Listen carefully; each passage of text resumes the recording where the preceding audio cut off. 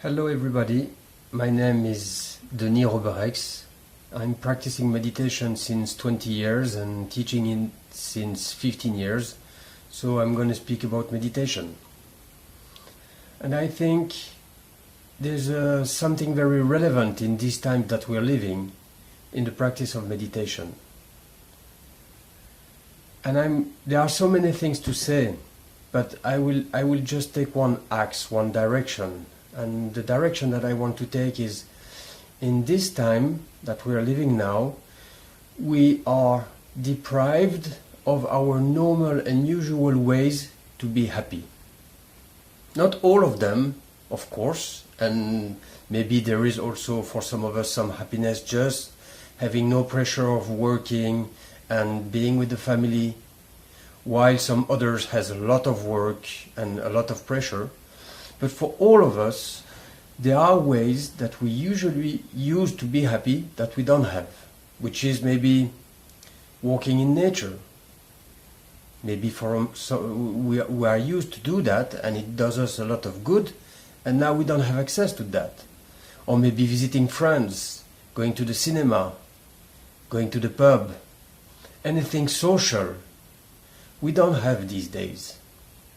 And many things more. We cannot access, we cannot actually distract us as usual.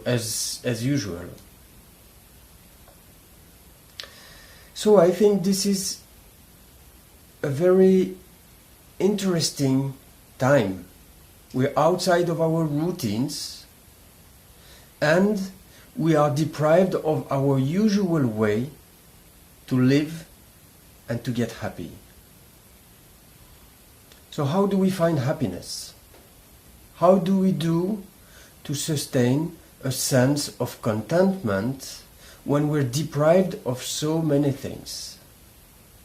And how do we maintain this happiness with the fears that come from possible difficult futures? Or maybe the fears of getting sick, or for others, for our friends, and the feeling of suffering of so many people around us.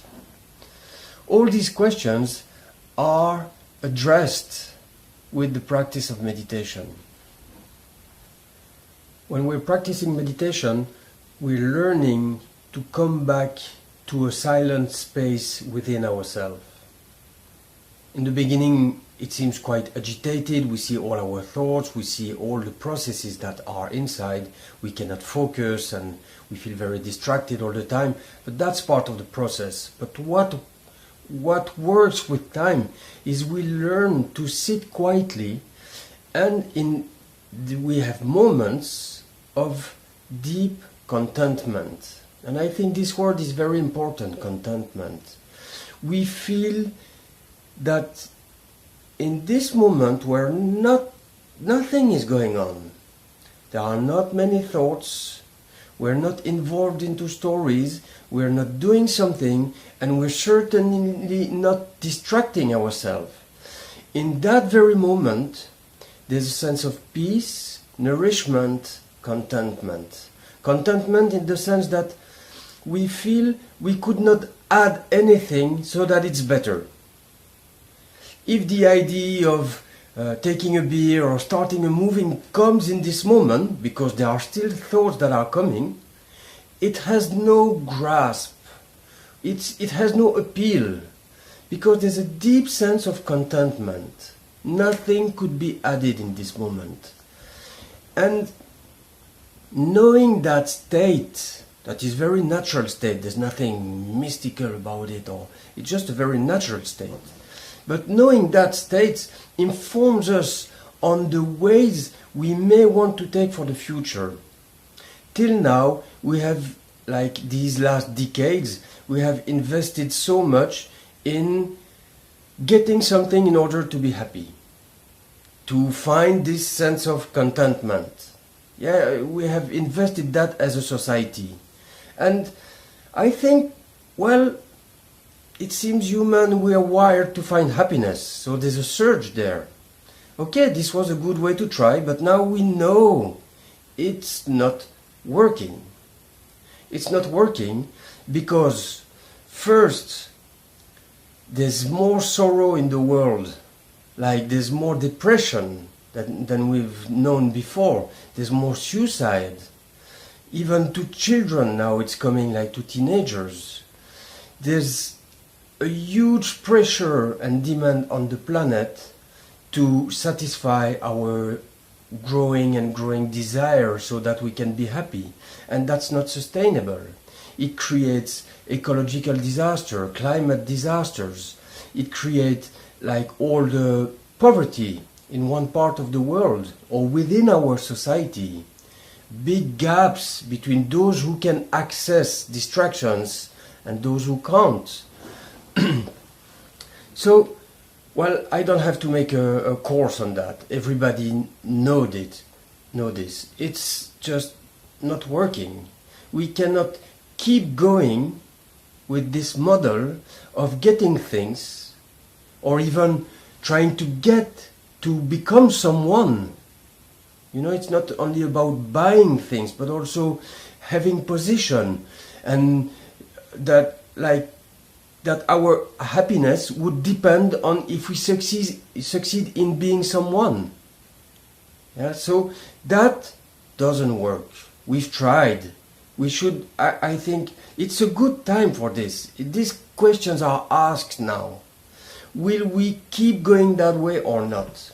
And I hear many times very interesting talks and discussions written or on YouTube or stuff like this, where it's about a needed change in society. And some of these discourses are really interesting and generate a lot of hope in myself, hope that the society will take a different direction. But I don't believe that the society will take a different direction if individuals don't. I think we need, as individuals, to look into how do we find happiness with consuming less, with needing less things. If not enough individuals do that, how could the society be different? How could we even expect that the society will change if we're not looking into what we should change, what we can learn in this time? Of course, our society has many things to learn in this time, but we do as well as individuals. And it's very needed for the change of society, I was saying, but also individually. We know that these many things we're doing in our life to distract ourselves is creating suffering around, pressure on the planet and on our own body. Like overeating, for instance, is one. You know, consuming many things that are really not healthy for the body. Okay, sometimes it's okay. It's not like being dogmatic or we should just live a simple life. It's just knowing a type of happiness that is not based on getting something. I think this is what I want to convey in this message. I think this is very important to discover that we can get a sense of total fulfillment without using anything, without even being someone. Because when we sit quietly, in silence, and when there's not many stories in our mind, we cannot even say that this moment we have this sense of fulfillment, but it's not because we are someone. It's just a very natural state of being. It's just not being this or that. It's just a natural state of being. If enough of us walk this way of finding satisfaction in not using outer thing, then transformation is possible. Transformation of the world is possible, I believe. And if not, then shouting in the street will definitely not do it. It will not work. I'm not saying that it's not necessary. I'm just saying that it's not enough. So now, in this time where it's a time of change, we feel that, outer, inner, we can take a deep look into how what are my directions? What are my priorities? And what is my strategy? Yeah, so I think these things are the things that are asked in this time. So these reflections that I'm sharing, they are inspired and magnified in this time of change. And I know so many of us have the same. So I decided, because there are so many of you who are already practicing meditation, and I would like that we get together and explore this in a much more detailed way. So I thought and designed an approach in 6 weeks where we will just dive into it. We will dive to different aspects of meditation that will support this freedom of mind. We will deepen the exploration with those of you who already have started with me or on your own or with some other teacher. And it will be also possible to access this search and these practices. If you're a newcomer, I will add an introduction just for you. Like one session will be just for the beginners, and then you dive into it and you find your way somehow. And so, but this is really designed for also for those of you who already have started exploring and are practicing meditation in this time of confinement. And just so that we really use this opportunity to make a big step and try to bring about a real change, not shyly, just going for it.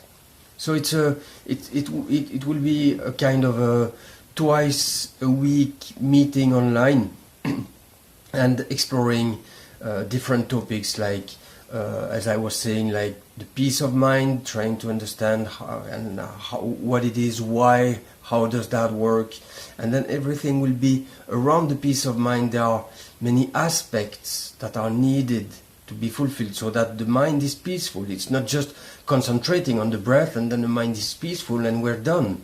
There's much more to that. We have to explore, for instance, meanings and directions in our life. We cannot have a peaceful mind if we're lost in our directions.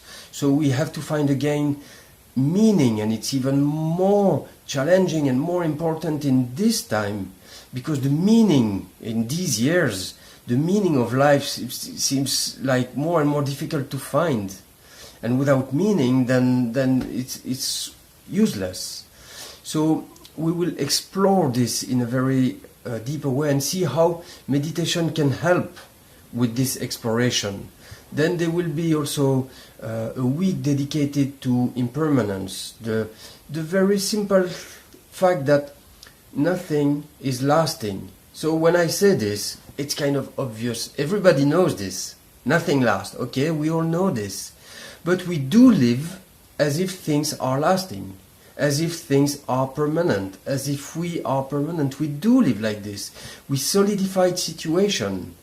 We solidified images of ourselves, and that creates a lot of problems and unhappiness and unsettling the mind. There's no fluidity into that.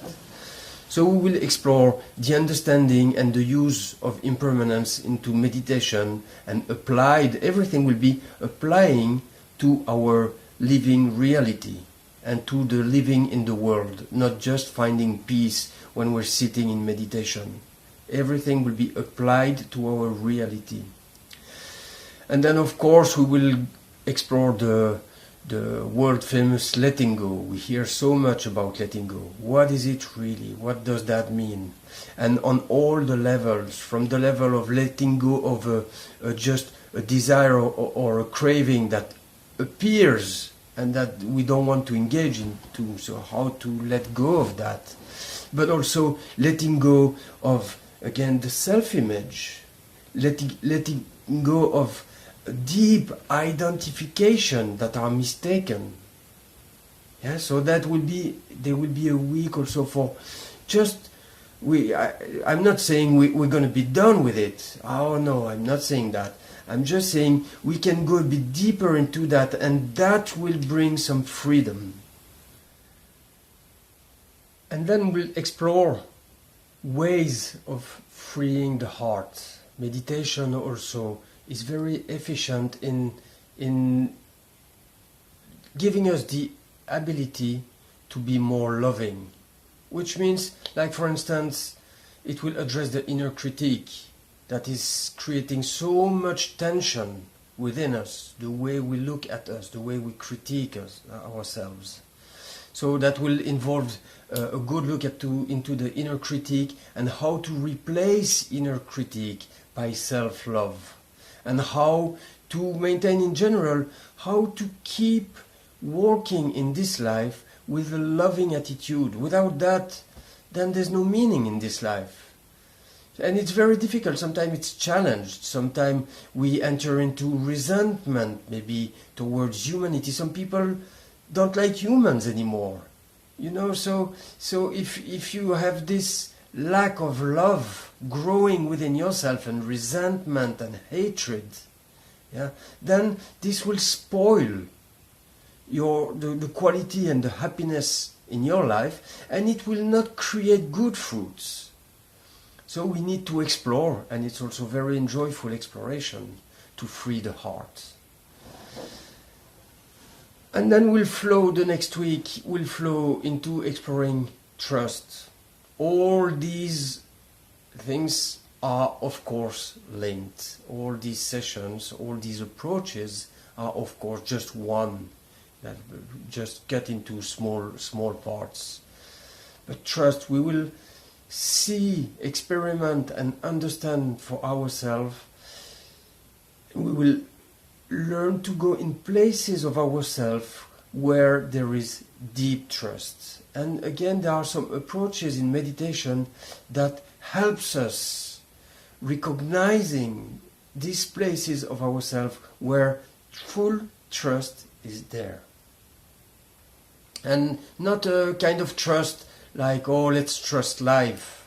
You know, just like very also understandable, sensible. Okay, so if like this sounds like a good idea, if you want to explore, then just join. This is an exploration, this is an experiment. We're going to experiment together and see in our own experience what is really freeing. Thank you for listening. I hope you're well. I hope you're safe. I hope you're growing in wisdom in this period. This is a period that is asking for that. So I hope you're growing into wisdom and compassion. And hopefully see you, and that will be maybe in the next weeks coming. Thanks for listening.